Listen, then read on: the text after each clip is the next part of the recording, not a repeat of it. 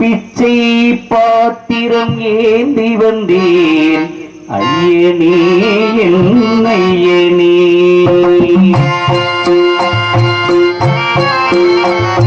பிச்சை பாத்திரம் ஏந்தி வந்தேன் ஐயனே என் ஐயனே. பிண்டம் என்னும் எலும்புடன் சதை நரம் முதிரவும் அடங்கி உடம்பு என்னும் பிண்டம் என்னும் எலும்புடன் சதை நரம் முதிரவும் அடங்கி உடம்பு என்னும் நான் ஒரு பிச்சை பாத்திரம் ஏந்தி வந்தேன் ஐயனே என் ஐயனே.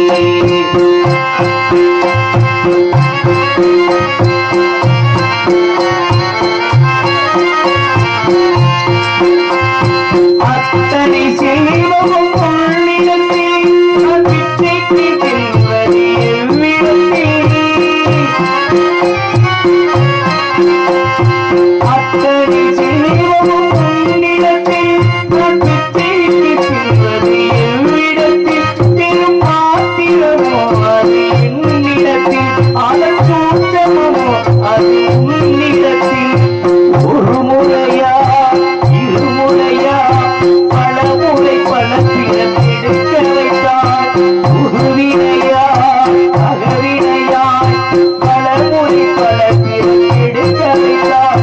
பொருளுக்கு அடைந்திடும் பொருளற்ற வாழ்க்கை சுரத்திலே உணருள் அருள் அருள் என அலைகின்ற என் மண் விதற்றுளே. அருவியாய் நோக்குவாய் திருக்கரத்தாய் தாங்குவாய் உன் திருக்கரம் என்னை அரவணைத்து நகருங்கள். பிச்சை பாத்திரம் ஏந்தி வந்தேன் ஐயனே என் ஐயனே. பின்னும் இன்னும் எலும்புடன் சதை நரம் முதிரவும் அடங்கிய உடம்பு என்னும் பிச்சை பாத்திரம் ஏந்தி வந்தேன் ஐயனே என் ஐயனே.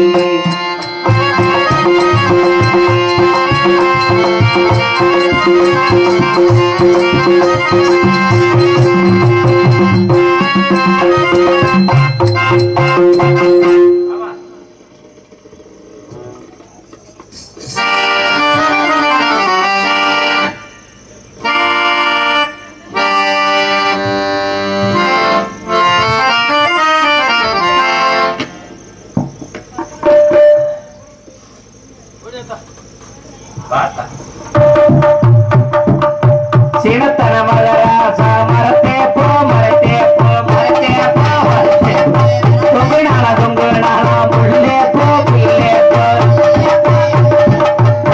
இது என்ன பாட்டு? அப்புறம் தோத்த நாய்க்குட்டி மாதிரி. அப்புறம் எல்லாம் நீங்க எல்லாம் எங்க காணாம நம்ம அதெல்லாம் இல்ல. அதாவது எல்லாருமே எந்த பக்கம் உட்கார்ந்துருக்கீங்களோ அந்த பக்கம் உட்கார்ந்துருக்காம கொஞ்சம் திரும்பி திரும்பி உட்காருங்க பாக்கலாம். சரி, என்ன யாரு என்ன பண்ணிட்டு இருக்கீங்க? நான் எவ்வளவு கவலையா இருக்கேன்னு உங்களுக்கு தெரியுமா தெரியாதா? யாராவது கேக்குறீங்களா? இவங்க பஞ்சாயத்து முடிக்கிறது வெற்றினா நீ வானா நீ பேசுவியா? அதெல்லாம் போக கூடாது. நீ வந்துரு மரியாதையா. உன்னை யார் போக சொன்னது? உன்னை என்னைய கேட்காம நீ எப்படி போலாம்? என்ன ஆபரேஷன் பண்றீங்களா?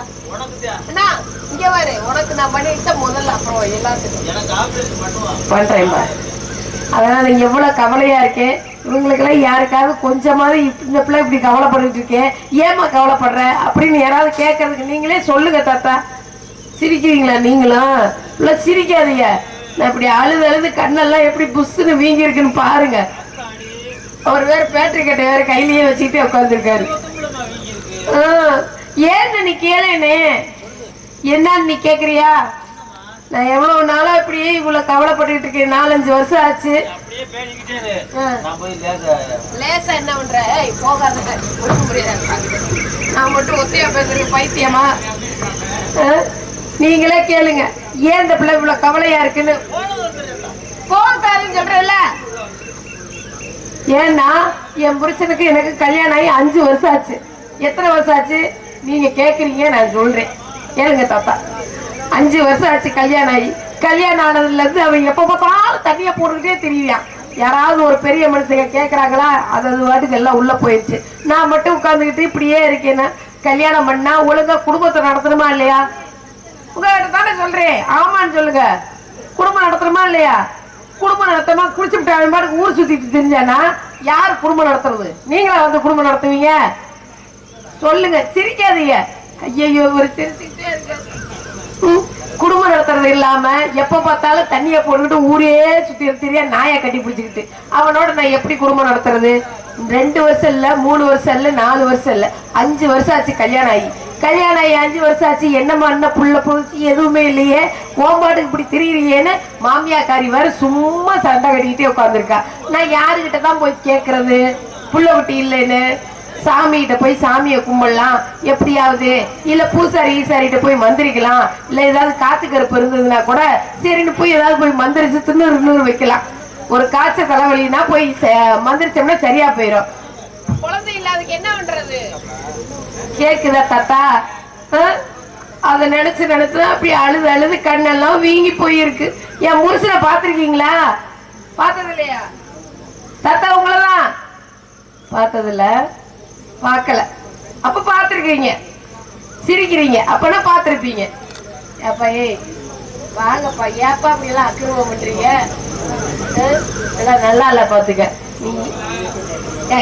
அவரும் கேட்க முடியாத ரொம்ப தள்ளி வேற, பேசாம அவரை கொண்டு எங்கேயாவது உட்கார வச்சு. சரி அதெல்லாம் இருக்கட்டும், என் முடிச்சத பாத்தியா இல்லையா? நீ என்ன எப்படி சொல்லிட்ட? அப்ப நீ பாக்கலையா? பாக்கல. அப்ப பார்த்தையா பாக்கலையா?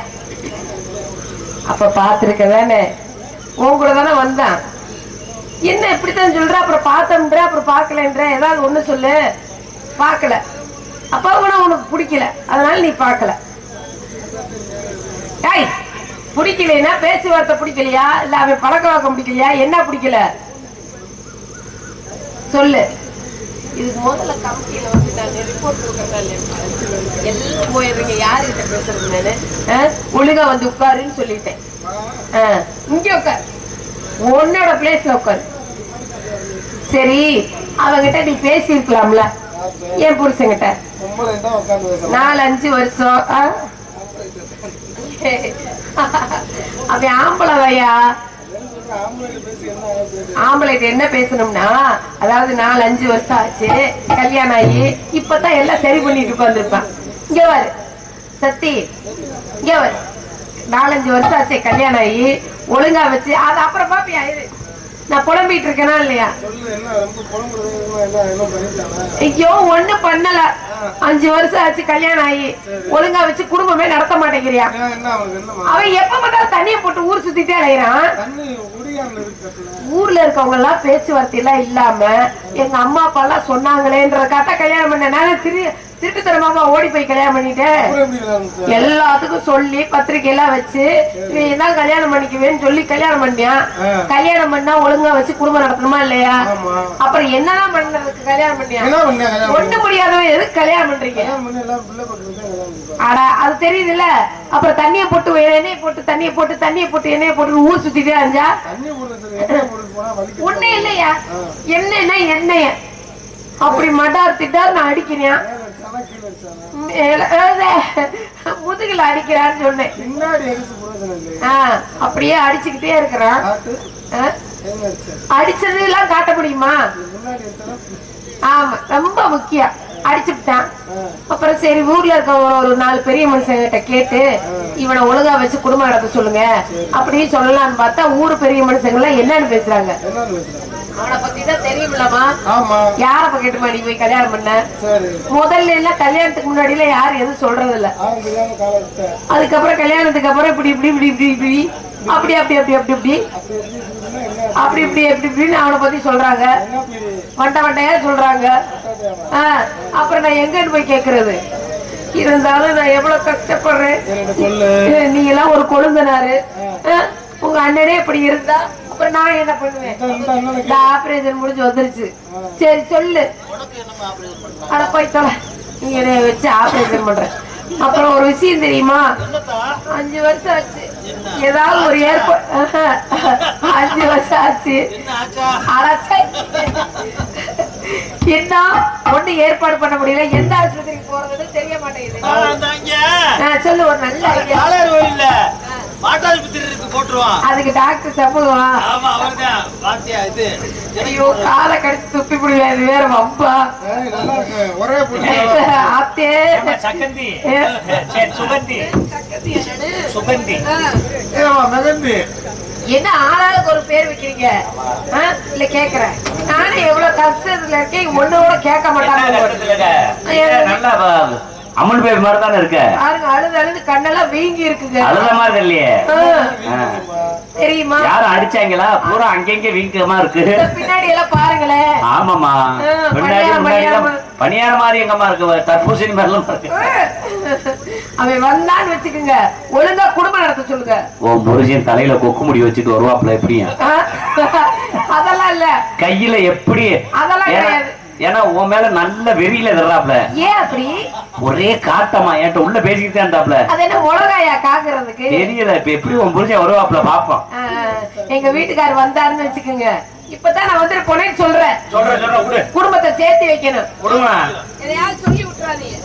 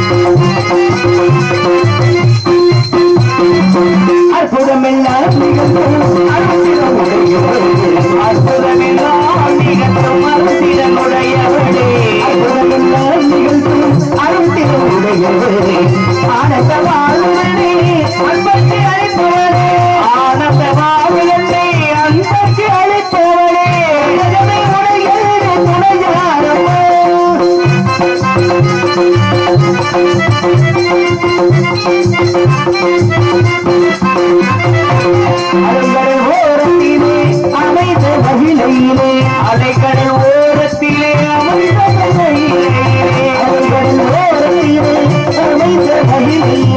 கலைவழி வாழ்த்திகளும் திருக்கோவிலே சிலை வழிவாழ் என்று உலகிலும் காப்பவரே.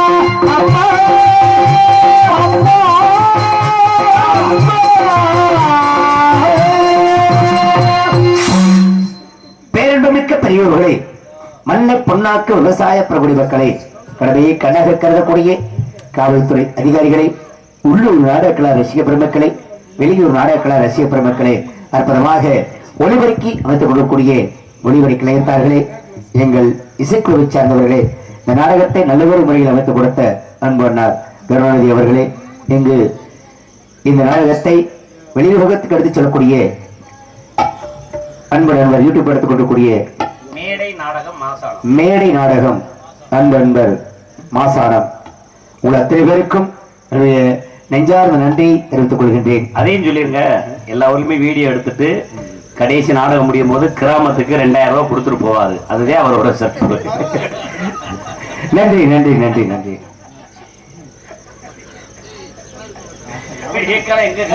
நாரதர் மிகவும் நல்லவர், நன்றி என்ற சொல்லிற்கு இலக்கணமானவர். நான் கூட நாரதரை தவறாக நினைத்தவர். அவரை போய் தவறாக நினைக்கலாமா? ஒரு முறை அவருடைய தந்தையாகப்பட்ட பிரமனை கொட்டி சிறையடைத்த காரணத்திற்காக இந்த இடத்திற்கு என்னை பழி வாங்குவதற்குத்தான் அனுப்பியிருப்பார் என்று எண்ணி பார்த்தேன். இங்கு வந்து பார்த்தவர்களால் தெரிகிறது இது எப்பேற்பட்ட இடம், எவ்வளவு சிறப்புத்த இடம் என்று. இருந்தாலும் பொறுமையின் பொக்கிஷம் பூமாதேவி என்று சொல்வார்கள்.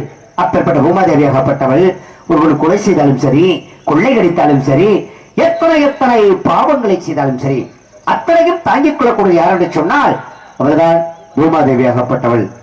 அதுக்குத்தான் சொன்னாங்க, ஆடி அடங்கு வாழ்க்கையடா, ஆறடி நிலைமை சொந்தமடா என்று சொன்னார்கள். ஆமா, இப்ப ஆறடி நிலமெல்லாம் கிடையாது. அப்படி உள்ள தள்ளிட்டு அந்த பக்கம் வாங்கினா பிடி சாம்பதான். அதுவும் அவன் சாம்பலா இல்ல அடுத்தவன் சாம்பலான்னு தெரியாது. எவன் சாம்பலே கொடுப்பான், அதைத்தான் நம்ம வாங்கிட்டு வரணும். அப்படிப்பட்ட வகையிலே நன்றி உணர்வோடு நாரத மகரிஷி என்னை இங்கு அனுப்பியிருக்கின்றார். எந்த ஒரு காரியமும் வெற்றி பெற வேண்டும் என்றால் முதலில் தாய் தந்தரை வணங்க வேண்டும். ஒரு தாயாகப்பட்டவள் ஒரு குழந்தை பெற்றெடுத்து அதை ஈக்கடிக்காம எறும்பு கடிக்காம பாலூட்டி தாளாட்டி சீராட்டி தான் பட்டினி கிடந்து தான் பிள்ளை சாப்பிடுச்சா சாப்பிடு அப்படி சொல்லி பிள்ளை முகம் பார்த்து அமுதூட்டக்கூடிய தன்மை யாருக்கு உண்டு அப்படின்னா அது தாய்க்கு மட்டும்தான். அப்பேற்பட்ட தாயை போற்றினால் நிச்சயம் எல்லா வகையிலும் வெற்றி பெறலாம் அப்படிங்கிற வகையில் பார்க்கும் பொழுது இன்றைய இந்த அன்னையர் தினத்திலே அன்னைக்காக வெற்றி மீது வெற்றி வந்து என்னை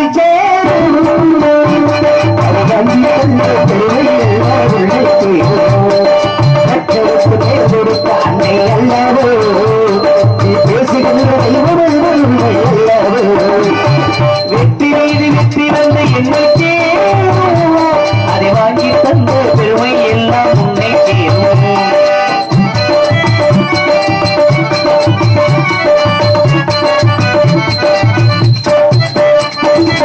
தாய்ப்பாடு வீரம் கல்லை தாராட்டி தமிழை கல்லை தாய்ப்பாடு வீரம் கண்டே தாராட்டி தமிழை கண்டே தாய்ப்பாடு வீரம் கல்லை தாராட்டி தமிழை கல்லை உள்ளவள் இருக்க கல்லை உலகாமல் இருக்க கல்லை உள்ளாமல் இருக்க கண்டே நோகாமல் இருக்க கண்டே கொடுத்த அன்னை அல்லவோ பேசுகின்ற தெய்வம் என்ற உண்மை அல்லவோ வெற்றி மீது வெற்றி வந்து என்ன அதை வாங்கி தந்த பெருமை எல்லாம் முன்னே தீரும்.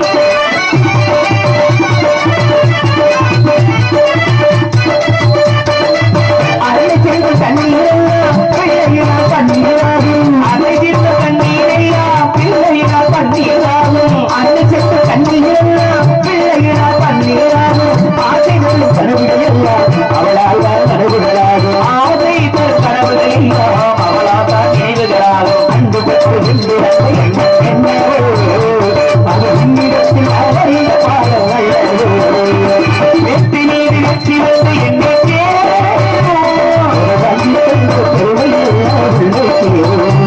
அதை வாங்கி தருகிற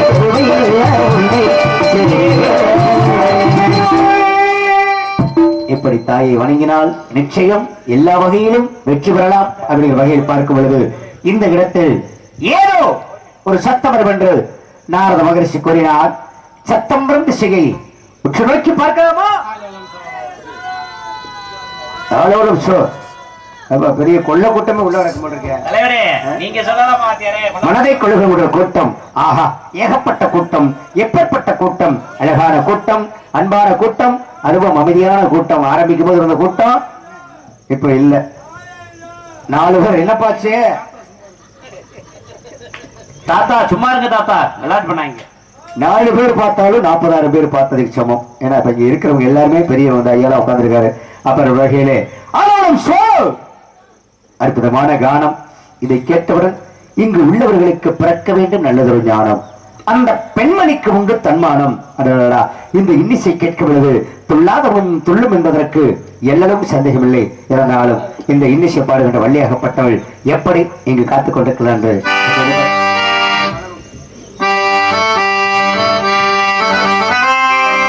நான் மலரோடு தனியாக என் மகராணி உனை காண ஓரோடு நான் மலரோடு தனியாக என் மகராணி உனை காண ஓடி வந்தேன்.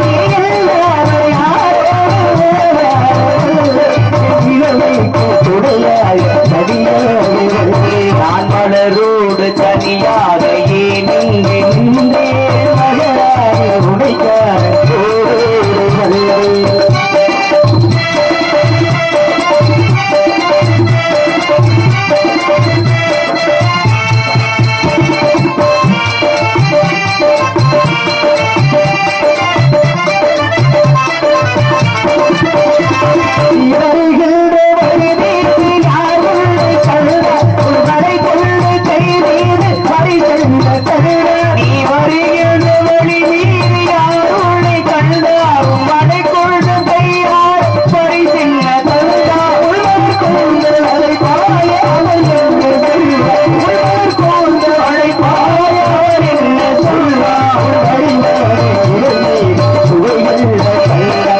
மலர் கூந்தல் அலைப்பாய அவர் என்ன சொன்னார் உள்வடிவான இதழ் மீது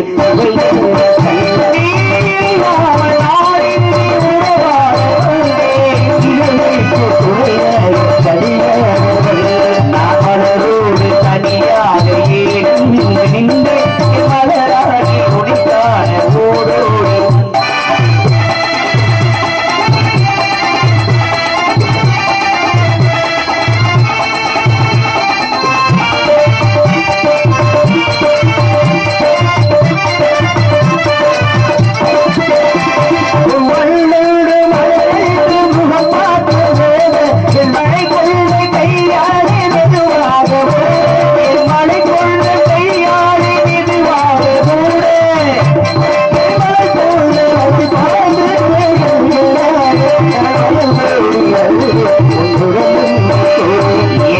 கூந்தல் அலைப்பாய மேகங்கள் ஓடு ஆண்டோடு வந்து உன்னிடம் உண்மை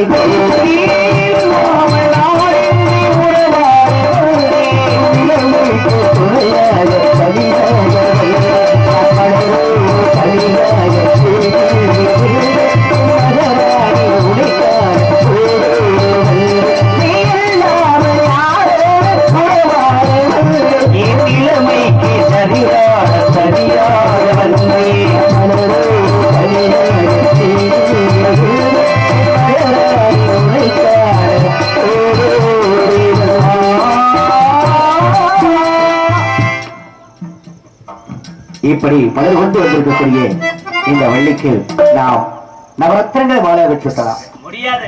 நவரத்தினம் வாங்குற அளவுக்கு நமக்கு வசதியா இருக்கு. சரி, நகையத்தான் வாங்கி சூட்டலாம் நினைச்சா இன்னைக்கு நகை விலை ஏறுவோமா ஏற்கிறது இறங்குறதுக்கு வேலை இல்லை. செய்குனிங்கிறான், சேதாரங்கிறான், அதுக்கு ஒரு ஆதாரமே கிடையாது. இன்னைக்கு நாட்டுல ஒரு பொம்பளை பிள்ளை பெற்றப்பட்டாங்க அப்படின்னா அந்த தாயின் தகப்பன ஆகா நம்மள ஒரு பொம்பளை பிள்ளை பெற்றப்பட்டோமே, இதை எப்படி கரை சேர்க்கிறது, நகை விலை ஏறி போச்சு, வரதட்சணை குடும்பம் தாங்க முடியல, இந்த சொல்லி எப்படிதான் இதை கரை சேர்க்கிறது சொல்லி ஏகப்பட்ட தாயும் தந்தையும் இந்த உலகத்திலே வருத்தப்பட்டுக் கொண்டிருக்கிறார்கள்.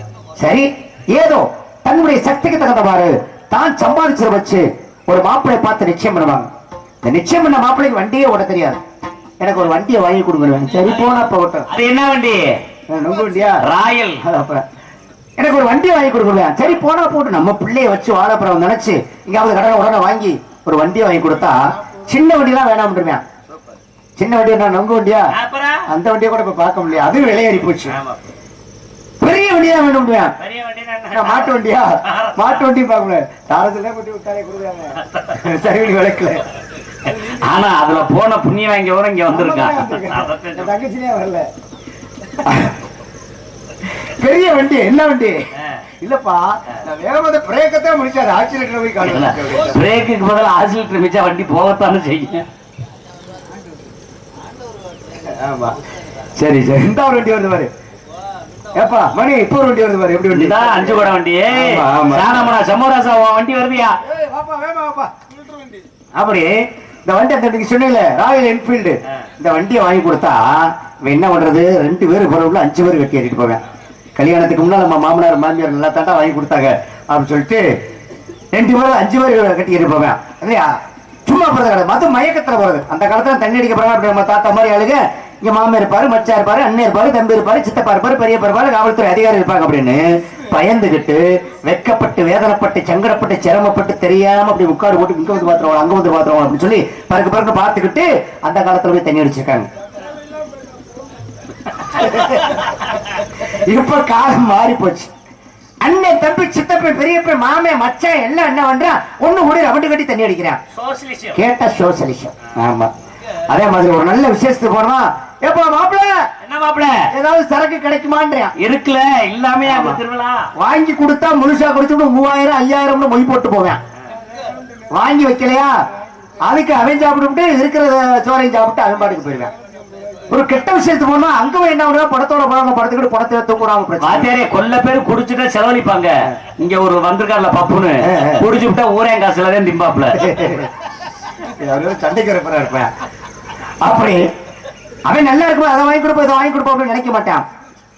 ஆனா செத்துக்கு முன்னாடி நான் தானே சொந்தக்காரன், நான் தானே முதத்தை ஓடுவோம் சொல்லி அங்க போய் பிரச்சனை பண்ணிக்கிட்டு இருப்பேன். அதனால நான் என்ன நினைக்கிறேன் அப்படின்னா, இந்த பெண்ணுக்கு நான் ரத்தனமும் வேண்டாம், நகையும் வேண்டாம், பெண்ணுக்கு என்னைக்கு இந்த இவ்வளவு புன்னகை ஒன்று இருந்தால் போதும் அப்படிங்கிற காரணத்திற்காக என் தம்பி வந்திருக்கக்கூடிய காரணத்தினால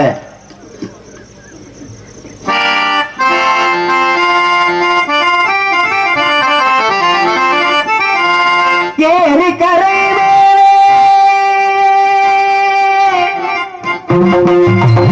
ஏரி கரையின் மேலே